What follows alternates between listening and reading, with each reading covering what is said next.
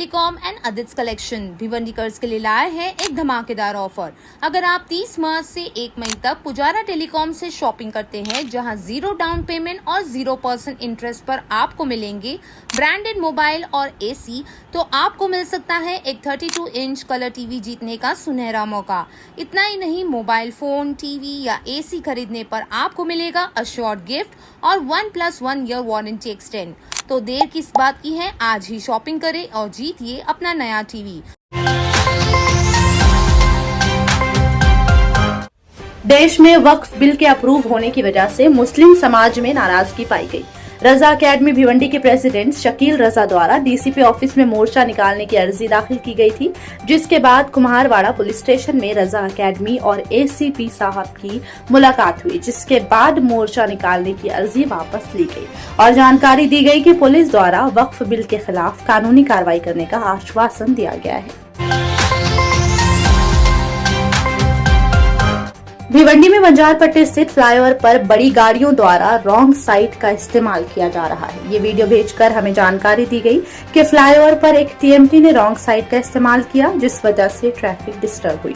यहाँ गौर करने वाली बात यह है कि इस तरह के मामलों की वजह से शहर में सड़क हादसों की संख्या बढ़ गई है और इस वीडियो के जरिए प्रशासन से कार्रवाई की मांग की जा रही है।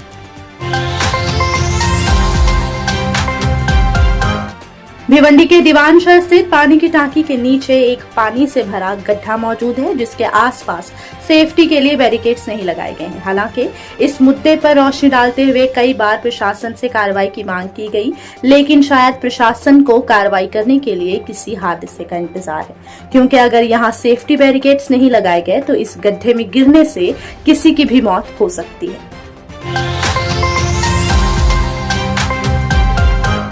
भिवंडी में लावारिस और खराब गाड़ियों की संख्या में तेजी से इजाफा हो रहा है, जिस वजह से पुलिस प्रशासन द्वारा एक नोटिस जारी किया गया है। नोटिस के अनुसार जिनकी भी गाड़ियां यहां जमा हैं, अगर उन लोगों ने अगले 10 दिनों में डॉक्यूमेंट्स दिखाकर अपनी गाड़ी वापस नहीं ली तो इन गाड़ियों को या फिर नीलाम कर दिया जाएगा या फिर खत्म कर दिया जाएगा। पुलिस द्वारा बताया गया कि इस तरह गाड़ियों के अंबार से न सिर्फ जगह खराब हो रही है, बल्कि ऐसी गाड़ियों का इस्तेमाल मुख्तलिफ क्राइम्स के लिए भी किया जा सकता है। भिवंडी ग्रामीण में बनाए गए डंपिंग ग्राउंड में थाने शहर से कचरा लाकर डंप किया जा रहा है और रोजाना सैकड़ों ट्रक्स के जरिए बड़े पैमाने पर यहां पर कचरा डंप किया जा रहा है, जिस पर इस डंपिंग ग्राउंड के आसपास रहने वाले नागरिकों ने एतराज भी जताया था। लेकिन जब प्रशासन ने इनकी गुहार नहीं सुनी, तब 20 देहातों के नागरिकों ने सड़क पर निकलकर अपना आक्रोश जताया। भिवंडी के चाविंद्रा में आज ट्रैफिक जाम का भयंकर मंजर देखा गया। ट्रैफिक में फंसे हमारे व्यूअर्स द्वारा सारा मंजर कैप्चर किया गया, जिससे आप इन वाहन चालकों की परेशानी का अंदाजा लगा सकते हैं, जो घंटों तक इस तरह के ट्रैफिक जाम में फंसे रहते हैं।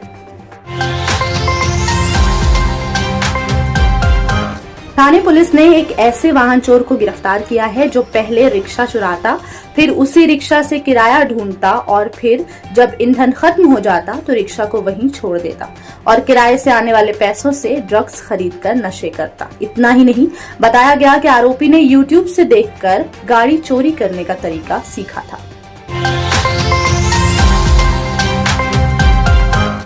शाहपुर में 3 लोगों की नदी में डूबकर हुई मौत। बताया गया कि महिला अपने बेटे और दूसरी महिला साथी के साथ नदी के पास कपड़े धोने गई थी और अचानक नामालूम कारणों की वजह से तीनों ही नदी में डूबकर हलाक हो गए।